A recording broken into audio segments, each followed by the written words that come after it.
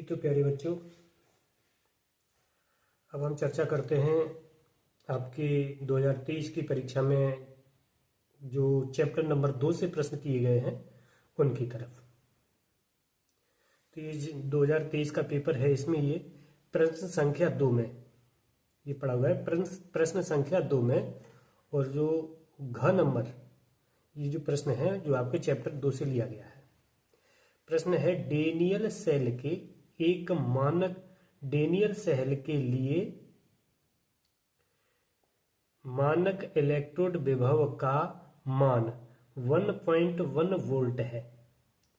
निम्नलिखित अभिक्रिया के लिए मानक गिब्स ऊर्जा के मान की गणना कीजिए। और वो अभिक्रिया ये दी हुई है, इसमें आपको क्या निकालना है? गिब्स ऊर्जा निकालनी है, मानक गिब्स ऊर्जा। तो आइए हम इसको सॉल्व करते हैं। तो देखिए ये आपके प्रश्न पत्र में प्रश्न नंबर 2 पर आया है, ग भावेश का 2023 से है।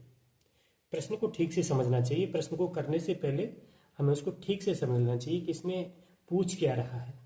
एक बार फिर प्रश्न को पढ़ते हैं। कह रहे हैं कि डेनियल सेल के लिए मानक इलेक्ट्रोड विभव, जिसे ई नोड सेल कहा जाता है, इसका मान 1.1 वोल्ट है। कितना है? 1.1 वोल्ट। और कह रहे हैं कि निम्नलिखित अभिक्रिया के लिए मानक गिब्स ऊर्जा के मान की गणना कीजिए।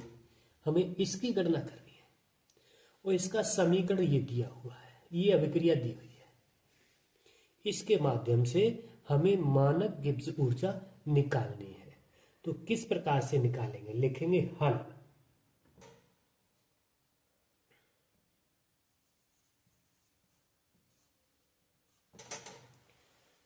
अब क्या करना है? सबसे पहले लिखेंगे दी गई अभिक्रिया।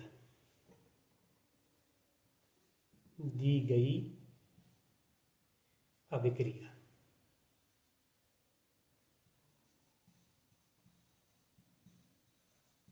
जो प्रश्न में दिया होता है उसको ठीक से विधिवत तरीके से लिखते हैं सबसे पहले। तो हमारे पास दी गई अभिक्रिया क्या है? ये है। तो हम इस अभिक्रिया को लिख रहे हैं Zn solid plus Cu double positive aqueous solution. Aqueous solution का मतलब होता है जलीय विलयन, AQ लिखा हुआ है। Gives Zn double positive AQ, अर्थात ये भी जलीय विलयन है। और इधर आपको प्राप्त हो रहा है Cu सॉलिड। यहां पे आपको प्राप्त होगा Cu सॉलिड। सॉलिड का मतलब ठोस। ठीक, इतना आपको इस प्रश्न से मिला। और क्या मिला? ये क्या है? ये आपको पता चला है कि ये है आपका ई नॉट सेल, यानी मानक इलेक्ट्रोड विभव, जिसको ई नॉट सेल से लिखते हैं। तो चलो इसको भी नोट कर लो। तो ई नॉट सेल बराबर ये कितना है? 1.1 वोल्ट। ठीक, ये भी पता चला। अब हमें ये पता होना चाहिए कि इस सवाल को करने के लिए, अर्थात मानक गिब्स ऊर्जा को निकालने के लिए फॉर्मूला कौन सा लगाया जाए। आप पढ़ चुके थे फॉर्मूला, आपने पढ़ा था कि डेल्टा RG0 बराबर -NF E0 सेल। ये वाला फॉर्मूला पढ़ा था। इसके माध्यम से आप इस सवाल को सॉल्व करेंगे। यह आपके पास ये जो n है, n क्या होता है? इस अभिक्रिया में प्रयुक्त होने वाले इलेक्ट्रॉनों की संख्या। तो हम इसका n का मान भी यहां पर निकाल रहे हैं। देखिए n क्या होता है कि हम ये पता करते हैं कि जो अभिक्रिया दी हुई है, इस अभिक्रिया में कितने इलेक्ट्रॉन भाग ले रहे हैं।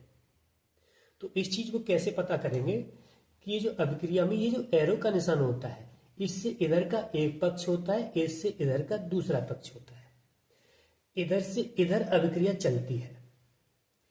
अभिक्रिया को संपन्न होने से पहले ये स्थिति थी और संपन्न होने के बाद ये स्थिति है। संपन्न होने से पहले जो Zn है वो सॉलिड फॉर्म में था, ठोस अवस्था में था, लेकिन इस क्रिया को होने के बाद जो Zn है वो जलीय विलयन के रूप में पाया गया है। अर्थात हमें पता चल रहा है कि Zn जल में घुल रहा है।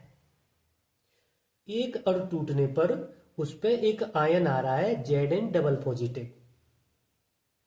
अच्छा, इसको भूल जाइए तो इसको भी देखिए, ये कॉपर का एक आयन है जो डबल पॉजिटिव है। इधर पहुंचते पहुंचते क्या हो रहा है, सॉलिड हो रहा है। ठीक, तो हम यहां देख रहे हैं कि यहां पे डबल पॉजिटिव से सॉलिड में आ रहा है और ये सॉलिड से डबल पॉजिटिव में हो रहा है। तो डबल पॉजिटिव का मतलब ये है कि दो चार्ज ये प्लस के आ रहे हैं, तो इसमें से दो इलेक्ट्रॉन निकल रहे हैं और ये इधर से यहां आ रहा है। तो ये सिद्ध हो रहा है कि ये दो इलेक्ट्रॉन को त्याग रहा है और इधर आते आते ग्रहण कर रहा है ये यहां पर। तो हम इस अभिक्रिया से पता चल रहा है कि इसमें मात्र दो इलेक्ट्रॉन का खेल है। तो n बराबर यहां पे 2 लिखा जाएगा। और इसमें जो F का प्रयोग किया गया है, F ये फैराडे नियतांक होता है। इसका मान होता है 96,000, कुछ और संख्या होती है, वैसे 500 मान लिया जाता है। 96,500 सी मोल इनवर्स। तो ये सभी वैल्यू इस फॉर्मूला में रख देते हैं और ये हमारा सवाल सॉल्व हो जाता है। तो कैसे रखेंगे, पहले हमें n का मान रखना है। ये जो माइनस लगाया है, माइनस इसलिए लगाया है कि इलेक्ट्रॉन ऋणावेशित होता है, इसलिए यहां पर हमें माइनस का प्रयोग करना चाहिए। तो हमने माइनस n का मान लगाया 2 और गुणा का निशान लगाया। अब f का मान रखेंगे। f का मान कितना है, 96,500 इंटू ई नॉट सेल का मान कितना है आपको ज्ञात है। ई नॉट सेल का मान ये रखा है 1.1 वोल्ट। उसको सॉल्व करना है। ये भी लिख दीजिए आगे, डेल्टा आर जी नॉट बराबर की सीध पे बराबर लगाएंगे। पहले इनका गुणा कर लेते हैं, इन दोनों का। जब इन दोनों का गुणा करते हैं तो देखिए 0 0 पहले रख लेते हैं। 0 0, 2 का 5 से करेंगे तो 2 पंजे 10, 10 की 0 हासिल 1, 6 दूनी 12, 12 1 13, 13 की 3 हासिल 1, 9 दूनी 18 और 1 19। माइनस लगाएंगे, ये वाला माइनस, ठीक, गुणा 1.1, ये भी रह गया। तो बराबर लगा करके आगे बढ़ रहे हैं। और इसका जो मात्रक होता है, यूनिट होता है, वो जूल होता है, जूल मोल इनवर्स। ठीक, ये साथ में रहेगा, यहां भी लिखेंगे जूल मोल इनवर्स। आगे ले रहे हैं, इसका इसमें गुणा कर रहे हैं। तो देखिए इस दशमलव से एक 0 हटा देते हैं। चलो पहले लिख देता हूं 0 दशमलव, ये लिख दिया। अब मान लीजिए दशमलव हमने हटा दिया। अब हम 11 का गुणा करेंगे इससे, तो एक 0 आया। अब इस 0 से करेंगे तो ये 0 आया। अब 11 का करेंगे 3 से, तो 11 3 33 की 3 हासिल 3 और 11 निम्न 99, 99 3, ये हो गए 102। तो 102 की 2 हासिल हो गई 10।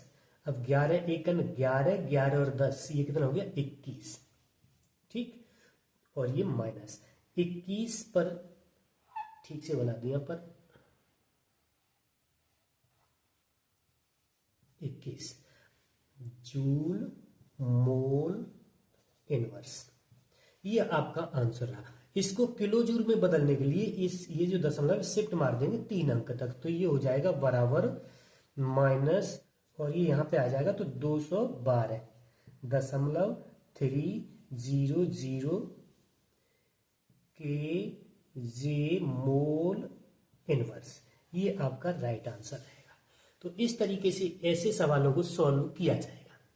ज्यादा कठिन नहीं है, आप इस फॉर्मूला को याद रखें, आपने फॉर्मूला पढ़े ही थे। इस प्रकार के जो सवाल हैं आप रिवीजन कर लें, इसको 2 बार देख लेना, 3 बार देख लेना, और समझ में आ जाए तो कमेंट कर देना। और ये आपकी परीक्षा में अति महत्वपूर्ण प्रश्न है, आने वाला प्रश्न है। तो आप इसको भूलिएगा नहीं, आप इसका ठीक से अध्ययन करिए। ये आपके चैप्टर नंबर 2 से है और ये आपका 2 या 3 नंबर में आ सकता है। जी प्यारे बच्चों, इस सवाल को सीखने के साथ साथ आपसे दायित्व बनता है, आपकी लायबिलिटी बनती है कि इस चैनल को सब्सक्राइब कर लें और वीडियो को लाइक कर दें। धन्यवाद।